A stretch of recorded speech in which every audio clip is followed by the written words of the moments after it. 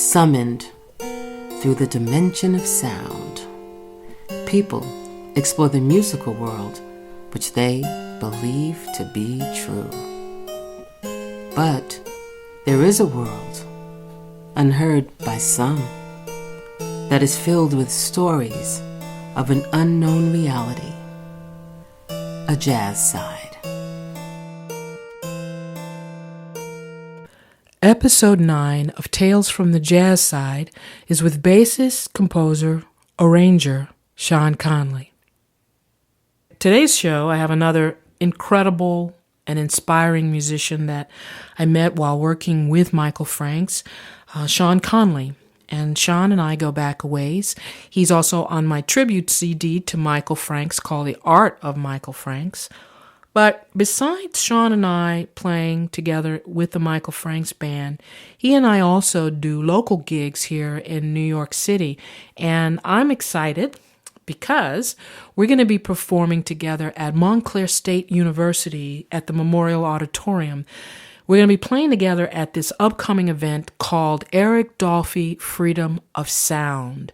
It's a 2-day celebration. It's on May 30th and 31st in Montclair, New Jersey.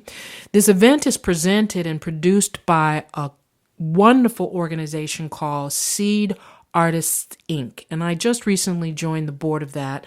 And I will be posting on my website about this organization and a link where you can get to it, and also about the event itself. But anyway, back to the event. Sean and I are going to be performing as a duo, and we're going to be doing a couple of compositions, one being an Eric Dolphy, of course, and the other one, Sonny Simmons composition. Performing as a duo. Now, that can be pretty scary, especially if you're a singer and you're playing with just a bassist. First of all, I feel it's rare these days to find musicians who can only with their instrument alone provide a complete orchestration of music and sound, so much that you don't really notice that there isn't any other players. And Sean is really great at this. He does this extremely well. So when there's a couple of other bassists that I like working with too that does this, but Sean is like an entire orchestra. So whenever there's an opportunity, I never hesitate to play with him in duo situations.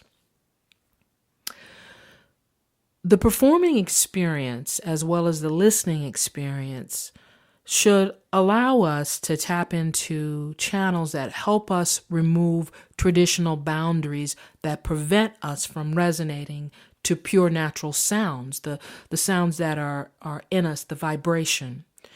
Creativity, art, it should help us meditate, commune with reality. Osho once wrote, "A creative person brings something from the unknown into the world of the known." Now, of all the diverse languages of jazz, post-jazz can be included in Sean Conley's impressive, diverse, and extensive repertoire of music. Now, there are other words that are used for this particular kind of music. There's free jazz, there's avant-garde jazz, and I am not a big fan of labels because, but I'm on this path, so I'm gonna keep going. Now, avant-garde to a lot of people can come off or seem to be inaccessible, like hard to understand. So few people will really listen to it. They'll write it off saying it's too ethereal or intellectual, or there's, way too many notes. And then there's some folks, on the other hand, who pride themselves in saying that that's really the only jazz that they listen to. Now, for me, if I'm going to participate or live, so to speak, inside this free jazz world, what better place to be than to be in the company of my guest today, Sean Conley.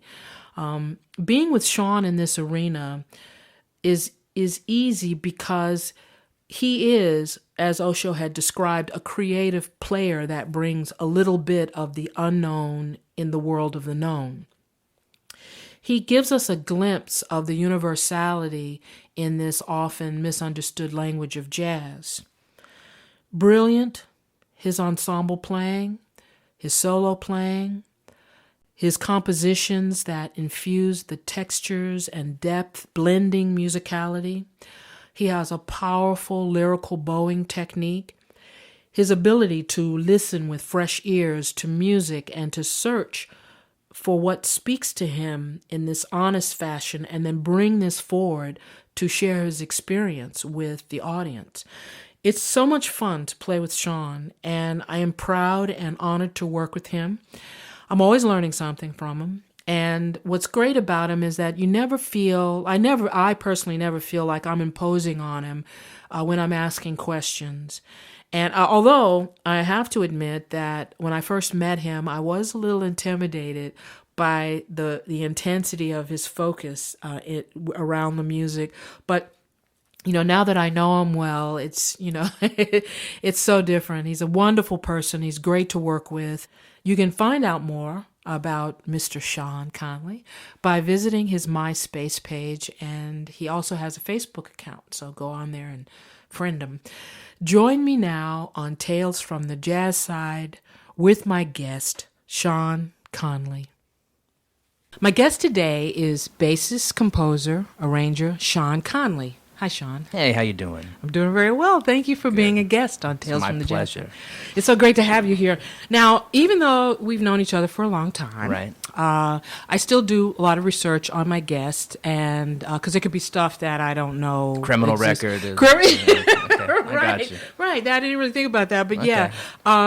And I remember on episode 6, I had Kengo Nakamura, and in Right. doing the research on him, I found out that there was another Kengo Nakamura who was a soccer player. Oh, wow. Like a really famous soccer Right. player. So now you know where this is leading. Yeah, of course. Okay, My doppelganger. so while doing research on you, I came across another bassist. Yeah, who's right? a friend of mine, actually. Oh, you know him? Oh, yeah, we know him very well. Oh, my God. Yeah, there's a session at a bar here in Brooklyn called the Fifth Estate on Tuesdays. Okay. Diego Voglino runs that, and he often hangs out there, so when we're both there, I'm referred to as the big Sean, and he's little Sean. However, he's much bigger than I am. He's taller than I am. So Wow. yeah, he's a great player. So. Yeah, and his name is like the same, but it's spelled differently. Right. SHAWN Right. and then CONLEY. Yeah. I was like blown away when I saw that. Oh, I just yeah. went, I wonder if Sean. Well, the good part is that he can play. So then, if I get the call in his stead, it'll work out. So. Oh, well, you know what? I'm not sure about that, but I do know that he can't compare to you in any way. No, he's a great. No, you young are man, so. brilliantly one of a kind. So she's lucky to be kind of carrying that same sound in your Wow. name. Except for the criminal record. Except for the criminal record, right, of course, which we're not going to talk about. Yeah. Okay. So we met with the Michael Franks Band, Right. and we've played gigs together, and you're on my last CD, The Art of Michael Franks. And we're also going to be playing together at this upcoming Eric Dolphy Freedom of Sound celebration. Yeah, that's very exciting. Yeah, which is like 2 days on May 30th and 31st in Montclair, New Jersey. And you have actually, and we'll get into that a little bit later about some of the arrangements that you do of people's compositions, different Sure. people's compositions. But, I had to look all over the web, and when you look, you're all over the web, and when you look at all the different places, you kind of put your whole story together, which is great, Right. like part of your history. You grew up in Kansas City, correct? Well, sort of. Okay, give us the It's truth. confusing. Well, I was born in Colorado, and we lived there until I was like 6. Then my father moved to Topeka, Kansas for a job. So I actually went to high school, all the way through high school in Topeka, which is okay. near Kansas City. But my mother lived in Kansas City since I was maybe 10 or 11. Okay. Maybe 11, I guess. So I was there a lot, and then I went there directly from Topeka after high school. And I Okay. spent a few years there before moving out here to the East Coast. Okay, So- where you went to William Patterson For a second, yeah. right, for a quick second. Yeah. Okay, now when you were in Kansas City, you went to college there, right? I You did, went to- yeah. I went to the University of Missouri at Kansas City's Conservatory of Music. Oh, okay. Now that program is actually run by Bobby Watson. Oh, really? Yeah, he's been there for quite a while now, but when I was there, it was a much smaller environment, and in fact, it was much still more of a classically oriented school. Okay. In fact, they had just instituted jazz degrees for several instruments, but as a bass player, I couldn't be a jazz major because the classical department refused to allow it. they had a very old school mentality about jazz, and so okay, like jazz, like Lincoln Center was for right at the beginning before exactly. they had the Jazz at Lincoln Center program. Well, I know that you played. It said on the site that you played with Jay McShann, Sure. Claude Fiddler Williams. Yep, I always absolutely. like how they have the artists that they got those little middle names, and I believe like Charles has a little nickname for you too, right? A little middle name for you. Well, he's called me a lot of things. I don't know which of them are good. He refers to me as his adopted son a lot. I mean, Okay. that's his, Okay, yeah, that's what I remember. And he's the only person I allow to call me Shawnee, because somehow with him it's all right. But normally that one would kind of annoy me a little. And it has his accent too. You can't. Well, you have exactly. to, it's so. When I moved to New York, I did question whether I would ever be able to date anyone from Queens who said Sean to me, but I allow it from Charles. And I guess, I'll have to let it go. Right. Well, Charles is going to be on one of the shows Great. here coming up, so I'll have to ask him in reference to. I'll have him listen to your podcast, and then Lord. he can respond to it. I meant no disrespect to anyone in Queens. Clarify it now Yeah, before it gets exactly. on record. But also there was a jazz saxophonist there named Ahmad Aladdin. Aladdin, yeah. Okay. He was really quite the amazing performer and writer. Okay. He was one of the first gigs I really ever played original music on at a certain level of true, traveling around and touring a little bit. And he was sort of integral to a lot of young musicians. He'd bringing you up a little bit, giving you a chance to play, sort of teaching you a lot. He was a great, great guy. Wow. And you did some arrangements on some of I for did. his compositions. I, at the time, was, of course, much younger, was probably 19 or 20, and a little more arrogant than perhaps I should have been about my abilities. But I decided, he said to me one day, well, can you arrange these for big band? And despite the fact that I had only arranged maybe 2 pieces in my life for big band, I was like, oh, of course I can. Wow, really? So, I had never taken an arranging course. I had my own specific thing I was trying to figure out how to do, and it sort of worked. I think there's still, occasionally I'll see a Google alert that some high school is playing them somewhere, and So now scares me a little. Did you put some of these on do you have any of these arrangements on any of your recordings? No, those are so much long ago, and I can't afford to hire a big band to perform those works. That would be a little beyond what I could usually okay, do. so they're big band Yeah. pieces. Okay. Aladdin used to do a lot of educational gigs with different schools around the Midwest, and particularly all over Missouri, and so he had to have these arrangements so that he could perform his works with different big bands. At that point, there was much more an emphasis in schools on big band playing than on small group playing. Normally in Even the college? at the college level out in that area, the schools, typically the big band was the big ensemble of the school. It was Okay. very different than when I came east, and the small groups were the more, usually the ones that they would send around to show everyone the best players. So, for instance, at UMKC, our big band rehearsed 4 days a week. It was a very big deal. We only had 2 combos at the time. Now I shudder to think how many groups they probably have there with Bobby there. Wow. So that was the big deal. And the gentleman who ran that department, Mr. Mike Parkinson, he was really instrumental in building that program because he was super engaged with bringing in great big band composers to that school. Okay. For instance, one of the alumni of that school is Bob Brookmeyer. Okay. So Bob would come in once a year, and we would play his material that he had written for the Thad and Mel band. He brought in a lot of great writers, so that was an inspiring thing for such a small school. Wow. Yeah, that's a great experience to be able to actually have hands-on Yeah, in doing that. absolutely. I shudder at the fact that there's so little or no musical instruments basically in public schools. Oh, yeah, I know. Whereas in your generation, you're a little younger than. You're a little younger than I am. Just a and, teeny. and in my generation, it was just kind of like home economics. It was Absolutely. just part of a curriculum. So. Well, I've often thought that there's a sort of a terrifying joke that Nancy Reagan had a lot to do with the beginning of hip-hop because it was during the Reagan years that they took all the instruments out of the schools, Ah, That's kind of an yes. interesting perspective, but it sort of makes you wonder. Right, that they they used like words and lyrics and rhythms if and there's everything. no instruments around, Right, you're going to play over a beat. That's right. You're going to use your voice. It's back to, thinking like that. Right, so hip hop artists in a way owe a lot to. Strangely enough, I hate to think it that way.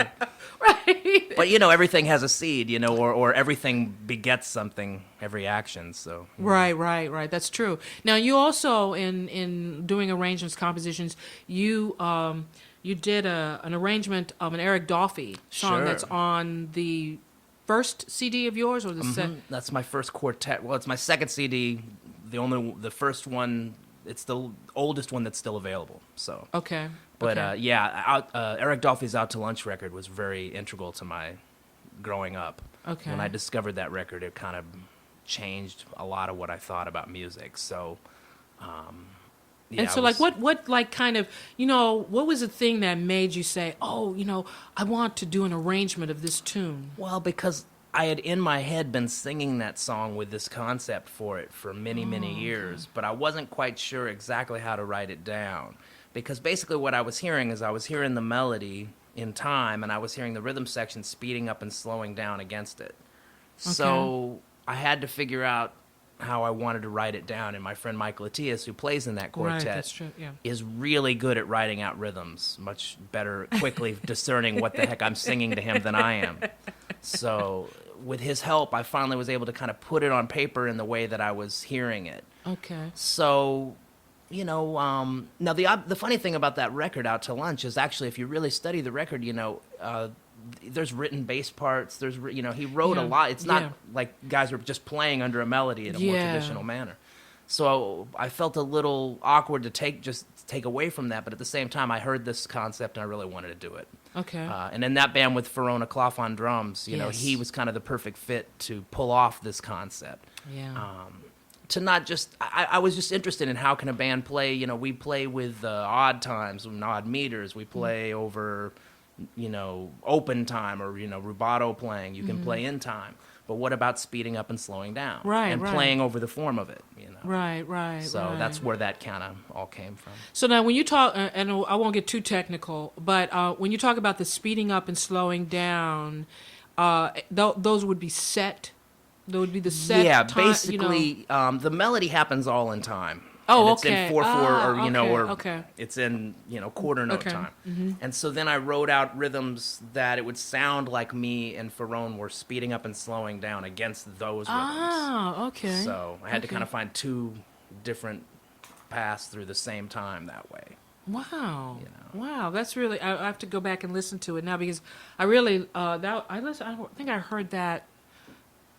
I don't know, maybe 6 or 7 months ago when I had asked you to do Sure. the show, and so I start doing research, so I know what I'm talking about when I'm talking to people, even though we know each other Sure. and everything. Okay, so now you play the double bass and you play electric bass, and what brought you to the bass? I mean, what did you start off playing the bass, or No, my road to the bass is a little, I think, it's one that a lot of people take, actually. My first instrument was I played guitar. I started playing guitar when I was 6. Okay.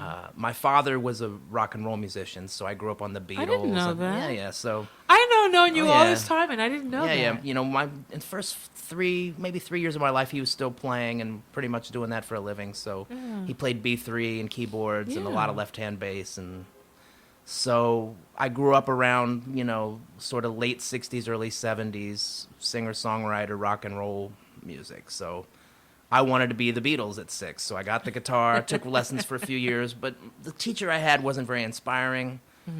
So in the end, it lasted for maybe 4 years, and then I kind of waned on it a little bit. Okay. During that time, I started in the school band program, and I actually played snare drum or like percussion. Okay.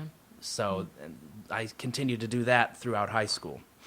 Okay. But when I was 13, we really wanted to form a band, me and some friends.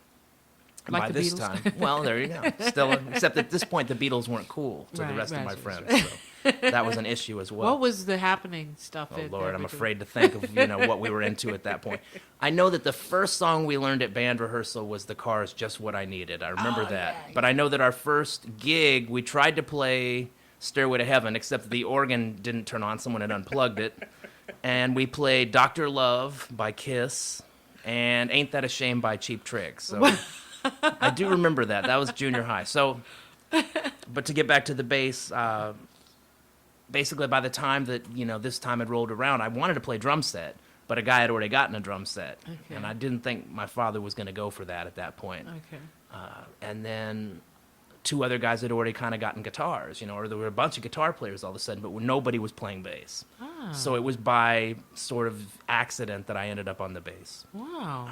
My father didn't want me to play the bass. He figured, well, I'd already tried guitar and I wasn't that serious, so Okay. he didn't want to buy me one. Okay. Was this electric bass? Mm-hmm. Okay. But my grandmother kind of went behind his back, and for my 13th, the Christmas right before my 13th birthday, she bought me a bass. Oh. So Wow. And but when did you transition? When did you start doing the upright? Double, The double bass came much later, actually, not really till right before college. Oh, okay. My high school program, my senior year, actually finally had a string program. They had never had one before. Oh. And at that point, I had not planned to go to college, but sort of in a mad desire to realize that I did not want to stay in Topeka any longer than really? absolutely necessary. Why would you want to stay in Topeka? Just perhaps the cultural clash, we shall say.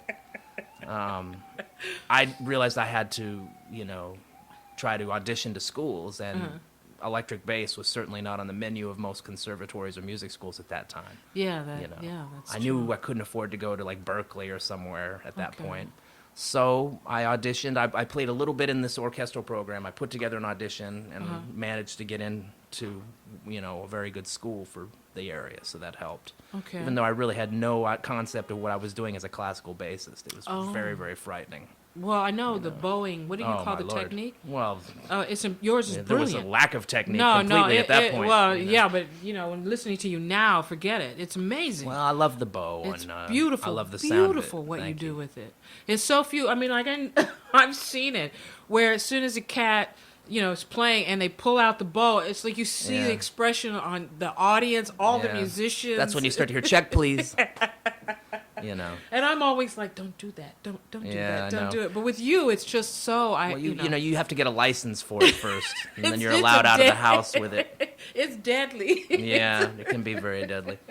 But, so at that point, I really was not at the level I should have been to be performing, as a performance major on the double bass. And the classical department there made it very evident they didn't like me. Oh, really? So that was stressful. I flunked orchestra my first semester. Oh. There were a lot of things I didn't understand about the classical world, like, for instance, when the conductor in jazz, when he reaches the bottom, like he's conducting a beat, Right. he reaches the bottom with his hands, that's Right. where beat one is. But in the orchestra, It's- there's this delayed reaction. Oh. So I remember being like, that he would get to the bottom of his motion, I'd come in.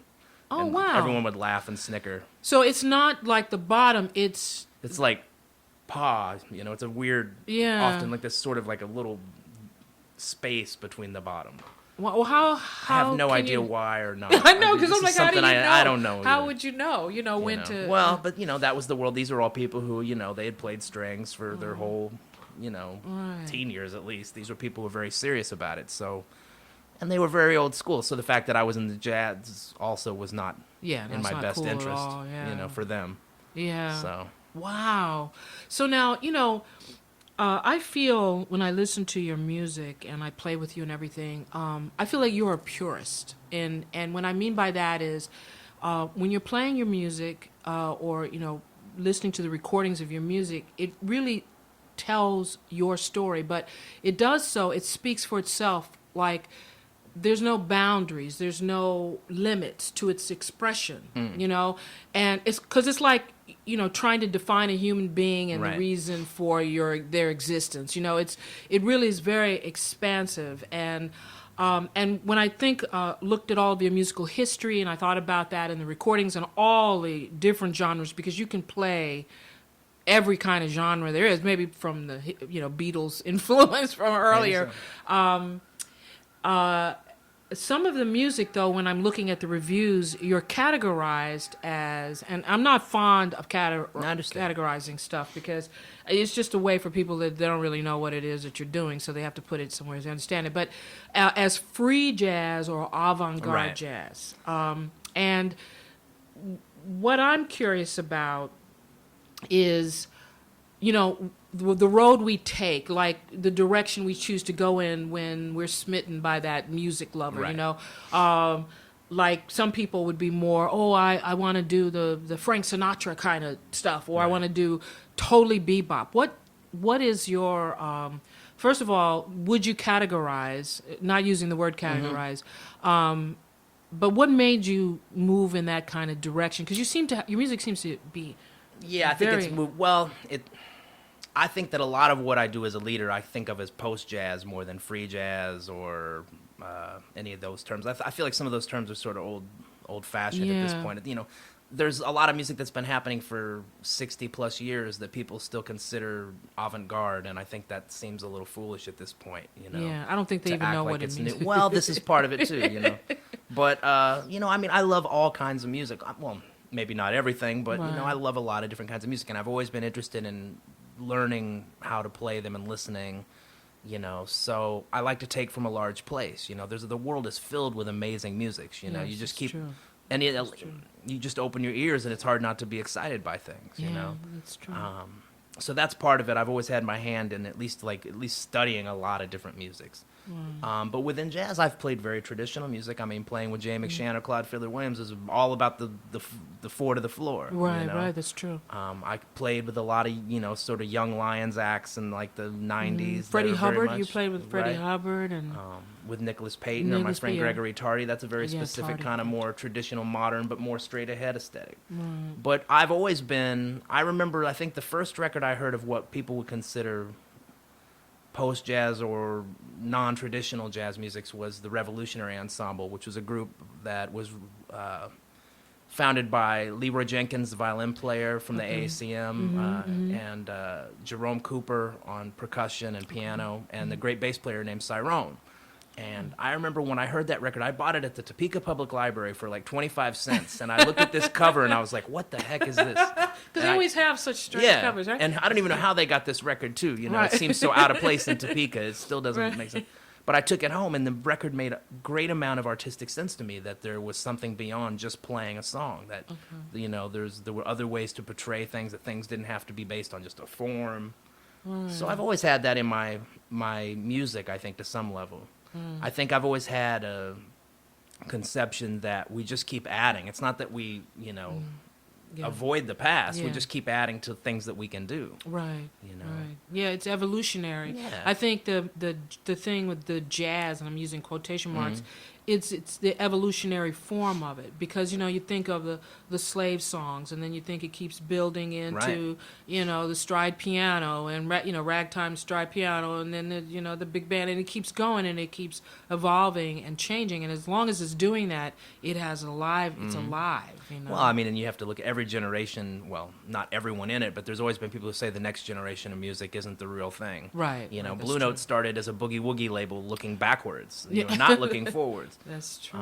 So there's always a little of that, and I think people tend to be, whatever kind of music you're into is the real stuff for a lot of people. So do you feel that, because I have a couple of questions on this. First of all, resistance, do you get any kind of resistance from... Yeah, that can happen, but if I know someone is, only wants to listen to Lou Donaldson records, I'm not going to talk to them about, those things. I think everyone has a right to like what they want. It's certainly not up to me to make up their mind for them. Right. Well, I mean, I like those Lou Donaldson records. Right. Right, that's true. It's not that I don't.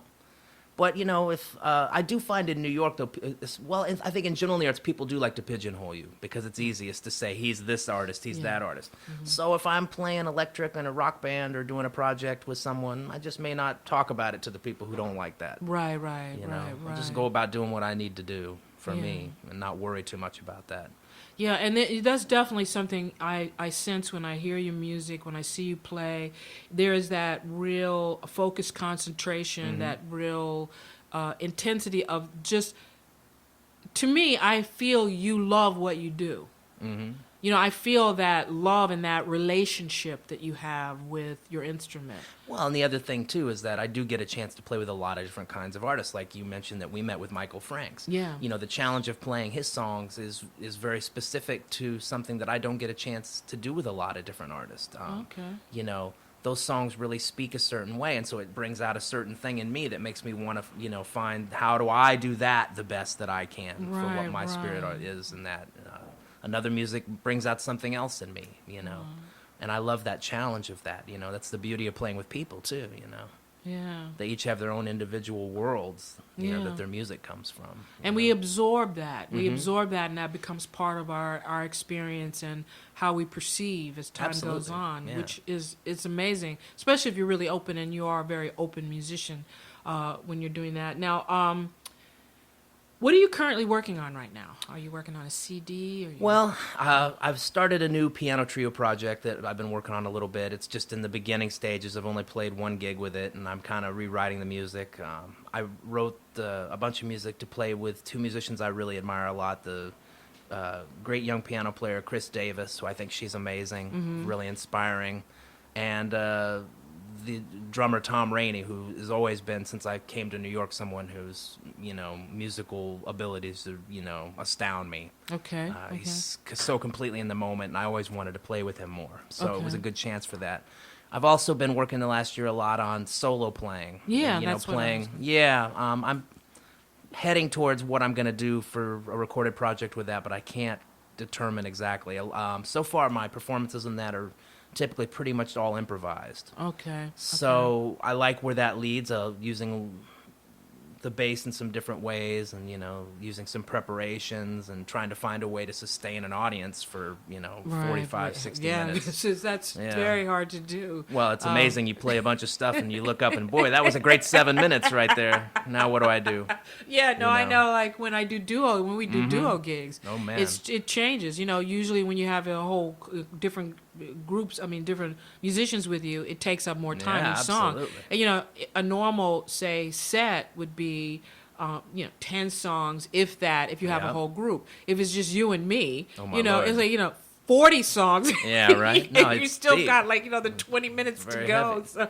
No, it's a different perspective. And, you know, when everyone's just staring at you, too, you realize, wow, you know. Is there a lot of bass players that have solo? There actually is sort of a large tradition of that, especially in more improvising circles. The first person to make a completely solo improvised bass record was Bar Phillips. Oh, okay. And, you know, and there's a long tradition past him of people, a lot of great bass players, and William Parker, Mark Dresser. I'm leaving out so many people. But this is. But there's definitely a tradition of it. They may be perchance or not the highest on the pop charts. Right, know. yeah. Probably most of a lot of bass players listening to these, and, you know, other improvisers. But, you know, the bass is a interesting instrument. It has such a large expression in certain ways. So, you know, trying to find more of that. I haven't decided if I'm just going to do the completely improvised record or if I'm going to try to find some way to recombine the sounds. I'm sort of interested in this concept of, like, between improvised and composed, and then how about composing with previously improvised materials? Okay. So I haven't made up my mind about that yet. Right. So, and when you make up your mind, it'll be then when you go into the studio. But do you have a projection of when you want to make up your mind? No. So that you well, because I kind of feel like with certain things, they take the time they take. You know, we do need to put out product, but if it's not ready, it's not ready. Right. You know, well, that's the purest part of you, you know. Yeah. You have that the organic thing that just kind of stems as it gives birth. You know, it seeds, and then it, you know, gestates, and then before you know it, that's when you're, you know. That's a polite way to say I'm a little slow at times, I think. But yeah, you know. No, I don't. I think it's great. I really do think it's great. I think it's more important to have something that it's you and you're proud of, and you know it comes from where you are, as opposed to, well, you know, everybody now is doing a solo bass thing, so I'm going to do it, you know, or everybody is, you know, whatever. Well, and luckily as a bassist, you do a lot of sideman work, so I get to express a lot of different sides of other music through other people's music. Yeah, that's true. You know, that's so really true. definitely has its advantages as well. Well, I'm excited that when it comes out, when you're ready, I'll know probably about it because we'll probably be on the road together. Yeah, right. Okay, so are you ready to walk into the basement with me? Oh, Lord. All right. Okay. All right. Now, tell us about someone you've worked with who was a little frightening to you, but in a good way. Wow. There's a lot of frightening people in this business for various reasons, Well, yeah, that's true. you know. But it's just... Well, you know, I have to say, like, even looking back, talking about playing with Jay McShann and, you know, those little gigs around Kansas City, he would never call tunes. Really? He would just start playing, you know, because in his generation, they know so many tunes, Oh, you that's know, right. that they never think about that you might not know it. Right, you right, know. right. And at, 18, 19 years old, I was pretty used to having that real book in front of me at that point, you know. Right. You know, I probably owned 20 records, you know, so there wasn't a lot of songs in my head, you know. So the beginnings of that was really interesting, to play with people who never tell you what they're going to play, you know, and so you just got to learn to let your ears open up and hopefully find something in it before he gets mad, you know. Wow. And it's so, and a lot of these songs, actually, the changes are so, similar in ways. It's hard to know Yeah, what tune absolutely. is being played, you know? You know, so hopefully you figure it out quick enough, you know, you get better at it as you go, of course. Yeah. But those kind of things are like, I don't get too frightened by playing with people in a long, long time. You know, Right, you might okay. love somebody's playing and be like a little humbled to be on stage with them, but it's Right, not a right. real fear factor Right, anymore. where you're like, I'm playing with this Yeah. person, and they're, I have some good fear factor dreams, though. Oh, really? I always have these weird dreams that, like, I'm at home and I get the call and, like, some band is like, you got to come down to Madison Square Garden right now and play with us. And so I run down there and, you know, I can see in the whole dream. I get on the train, I can bring my bass. And then right as we get out there and you see all these thousands of people, I realize I have no clue who this band is or what any of their songs are. Wow. I think I have that dream a lot. Yeah, I do So I'm, like, too. watching the guitar. And it's always some, like, teeny bopper rock band, which is another weird thing because I don't know why I'm playing with this teeny rock. And I'm watching the guitar player's hands just trying to follow what chords he's playing. Well, that's interesting because I have had dreams where one reoccurring one is I worked, really prepared, and this is the biggest concert of my life, Right. and I'm everything. I have all the songs, all the arrangements, everything. I know. I don't Right. even use a cheat sheet for lyrics. I'm totally Right. prepared. And then as soon as I get ready to go on, they say, "Oh, we've changed all your songs. Oh, this is yeah. brand new. You have to do these." Right. And I've never seen them before, heard of them before. I have that dream a lot too. Actually, that Oh, yeah. kind of moves into which actually is an interesting thing because I've never thought about the scary dreams in that way. Is there anything else that you have Well, like dream in your Oh, absolutely. fear factor dreams? I Yeah, like that. no. I'm going to add that now to the show. Because of the way the bass is, the double bass, is a very fragile instrument, and after years of traveling and you open up the trunk and hope every time it's still going to be all in one piece. Yeah. I often have dreams where I get to the gig and the bass is in like 3,000 little splintered pieces, and you just realize that's the end of your instrument. And basses are very individual. They're the only string instrument that the exact size of them is really different with every instrument. Really? Yeah, every other, cellos, violins, violas, they're much more specified, the exact lengths and string lengths. The bass, for some reason, has never gotten there. And for instance, there's two major families of basses where they call them D and E flat necks, which means when your hand slides down to where your hand hits the end of the neck and the body of the instrument, Right. it's either a D or an E flat. But that's a Really? big difference. That is a if you're big used difference, to D yeah, and all of a yeah. sudden everything's E flat. So in this world of what we call bass du jour these days, we don't travel with basses like we used to. Yeah, Used to that's put it in the true. trunk and spend 6 That's weeks, true. carrying it around Europe. Yeah. These days it's not like that. So every day is bass du jour. Wow. You never know what you're going to get, what it's going to play like, Yeah. So how do you adjust that? Well, Like you just when have to you're- get used to it. For instance, I teach at the Drummers Collective, the Musicians Collective here in the city. They have 2 uprights there that I play regularly as my practice for when I'm not playing an instrument that I'm used to, Okay. or that I like per se, the way I like my bass. Okay. So you just have to get used to it. It's not fun. a lot of times. Wow. You know. I didn't even really know that. Oh, yeah. I didn't know that at all. You know, and if you're doing a tour where every day's another city, every day's a new bass, Absolutely. and you have so little time to get used to them. Right, because sound check, you know, Well, everybody, yeah. especially if everybody knows the material, you run through 2 songs. Well, the other side is, you know, and you can complain all you want, but then you just become a complainer, too. Right. Nobody wants to hear you go, I don't like the bass today. You know, so you got to be like, you know, you got to just sort of get your stuff together, try to be an adult about it. I mean, you know, it happens for piano players and drummers as well. So I shouldn't say it's just us, you know, but it definitely changes the ballgame not having your own bass. Yeah. You know, I've had my same bass since I was 19 years old. Wow. So, you know, I call her the mistress, you know. Yeah, and that's how you treat her, too. I Exactly, can tell you you, know, you yeah, gotta with be good. lots of love and Yeah. attention and focus. And when she's not with you, it's a little disturbing. I think I was Yeah. talking to you a couple of weeks ago, and it was being fixed. She was being Mm-hmm. repaired, and there was a little slight anxiety Oh, yeah. in your Well, I mean, this is the missing. thing, yeah, you know. missing your- Absolutely. I mean, she's been with me longer than. Wow, I'm going to leave that one alone. Than any other partners in my life. So. Well, you listen, know. they're the truest. Yeah. You know, she can always be the truest. Well, So, you know, it's the truest though if you put in the time to them. You know. That's you true. can definitely tell those days that you haven't been around. Let's just put it that way. Right, right. That's true. That's true.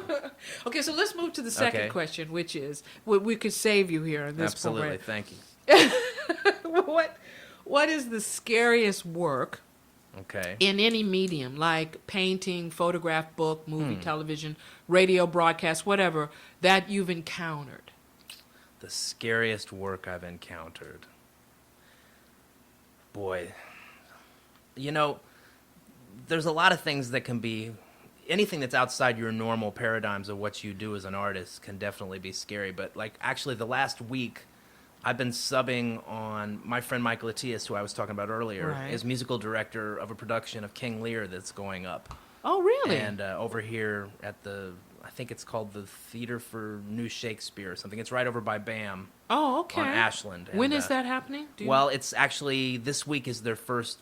I've been doing previews for a week. I was subbing for Pascal Niggenkemper, a great bass player, for a week. Okay. And to walk into a theater piece where you've never rehearsed, and I had to do the first preview that night, was a little bit scary, because you just realize, you know, it's all about coming off the lines of the actors. You can have the script there in front of you. Right, It doesn't tell right. you how, you know, Right, different exactly. actors. So that was kind of an interesting fright factor that first night, you know, and reading basically I have the script to the play, and then just Right. little instructions written in with maybe a couple notes here or there, a little piece of music, you know, taped to the other side. Okay. So that was an interesting sort of fear factor moment. Now, after a week of doing it, you get used to it and everything. Right. But I thought, you know, those moments where you walk in and there's no preparation Right. for something you don't know is always interesting. Right. I would say the same thing, too, actually, when I got the gig with Nicholas Payton. I flew to Europe to play with the band, and I had no idea what music we were going to play because he had never sent me any music. Oh, wow. So the fear factor of that made me get all his records and try to write out every song he had ever recorded, just so I Really? would feel comfortable. Yeah. Well, that's that's very, very disciplined. I was and much younger professional. then. I had right. more I was hands. like saying, you know, you're like winging it. So there's like not because that actually what is it? Dovetails? Mm-hmm. Is that what it is? Into that third question, which is, what is the scariest thing that ever happened to you while You know, performing this one I can live? definitely tell you, but I have okay. to edit it a little. No, don't edit it. Well, no, no, it was don't. a little scary. So I was 19 and I was playing at a session. I used to hang out at the Mutual Musicians Foundation in Kansas City. And that used to be the old Black Union Hall down at, like, near 18th and Vine, where all the historic Kansas City stuff happens. Uh-huh. I don't know if it's true, but I had been told that was where, you know, Charlie Parker originally met Dizzy in that room. Like, there's a lot of history in that place, Okay. regardless of which ones are myths. They used to have these jam sessions that would start, you know, 8, 9 o'clock and go till 5 in the morning. And I learned a lot about playing in there, and I got a lot of the first mentor sort of, you know, situations were in there. things where, for instance, not knowing songs, being young and thinking you're on the bandstand and you don't know a song. There was a bass player, Dawood Williams, who used to play with, for instance, like the Blue Devils, and he was a renowned Kansas City musician. He'd take the bass from me if I didn't know the tune, and he'd be sit down in the front row. People would laugh, but it was concept of you have to respect the bandstand. Right.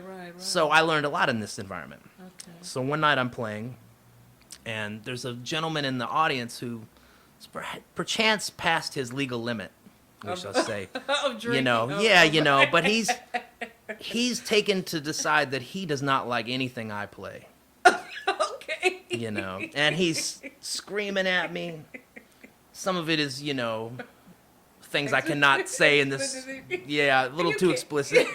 But apparently, and at this point, I'm not saying I was great, but I think I knew a little more than I was doing than what he was screaming at me. Right. This proceeds to go on. I'm trying to ignore it, but he'd be like, moaning and all these big gestures, and it's hard to kind of play through this because everybody's watching him do this. At one point, he's picking up napkins, he's making little things and throwing them at me, my God. So eventually, I can't remember how many. This is probably a whole set is going by, and I'm trying to be cool, but meanwhile, I'm also much younger. So I'm getting kind of angry, too, by this point. Finally, we start playing this blues, and he's just like, oh, you don't know how to play the blues. So I'm like, all right, if I don't stop this now, this is not going to... Yeah, exactly. It's going to yeah, go on. exactly. And also now I'm kind of looking like I'm weak. Right. And I'm getting a little like machismo about it. Like, I can't let this dude do this to me. Right. So finally, in the middle of the song, I hit the bass, and I say, you know what? If you can do better, you play the bass. And I just storm off the bandstand. Everyone's staring at me, and I'm like, I go outside. At the time, I was still smoking cigarettes, so I go out to have a cigarette, and I'm like, yeah, at least I stood up for myself. Right. Well, about 2 minutes later, I'd walked out a side door of this establishment. One of my friends comes out the door, and he says, I think you need to keep moving. And I'm like, what are you talking about? And he goes, well, he pulled a gun. So now, he's drunk, he's pulled a 9mm, and he's looking to come get me because he doesn't like the fact that I've stood up for the fact that he doesn't want me to like the way I play the blues. So there's several doors to this establishment.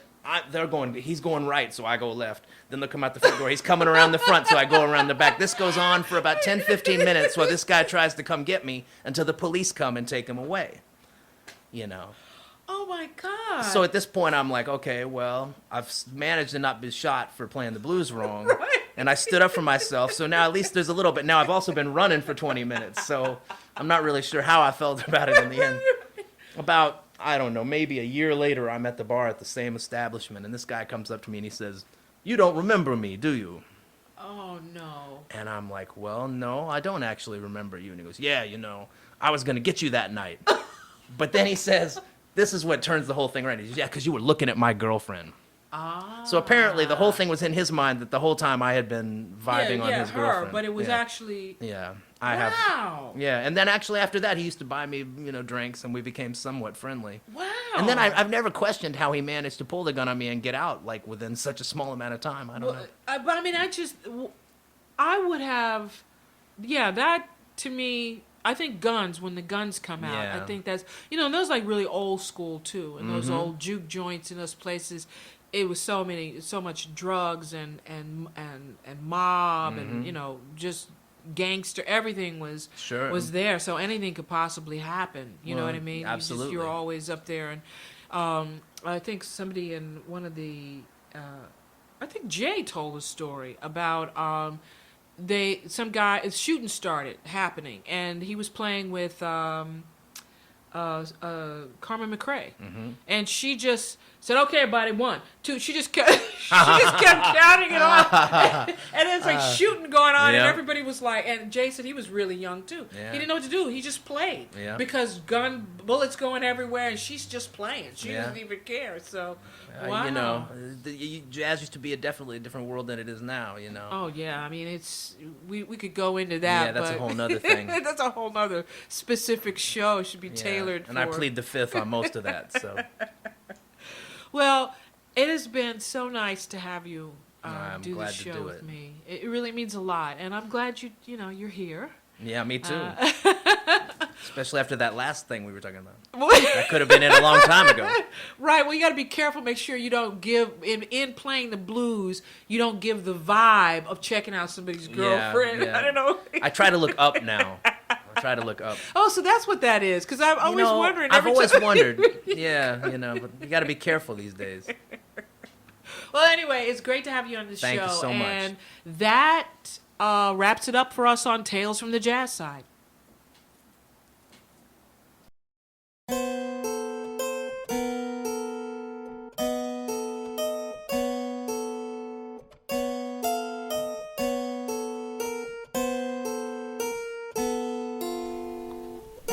The jazz side is always there, waiting for us to enter and waiting to enter us.